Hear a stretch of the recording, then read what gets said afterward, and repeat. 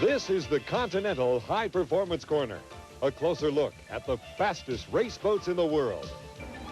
Welcome back to Tri-Cities. Between heats, we have a chance now to look a little more closely at one aspect of racing. A lot of people feel this new power plant behind us on the Kenney Toyota Volvo Mazda might be the future of hydroplane racing. A turbocharged Griffon, right? Well, always seem to be involved with something new and different. I guess U95 days with the first turbine and now the first turbocharged Griffon. It's kind of fun and exciting.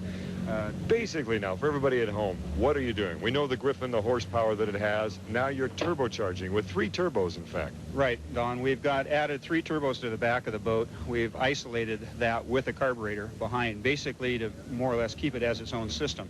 Instead of attaching the turbos directly to the motors and having each turbocharger attached to the engine and going in and out with an engine change, these all stay in the boat. There is a carburetor, and we're inducing fuel through the turbochargers. The tall tales, maybe it's true, I don't know, but they have often said a Griffon has up to 3,000 horsepower. You combine that with turbos, which is supposed to create even more horsepower. Is that, in fact, the basic theory? We really believe that capabilities of the Griffon motor are upwards in the 4,000 horsepower range. And with this size hull, we, of course, need that. And we're in hopes to slowly dial this program in. What about cost? Is this now comparable to a turbine program? Gee, I don't think any of the owners want to sit down and pencil how much it costs exactly.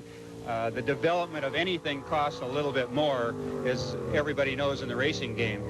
We have really cut some corners with this program. Of course, we did run turbocharged Allisons, so for us to do this has been a lot simpler cost-wise than it would be maybe somebody starting out for the first time.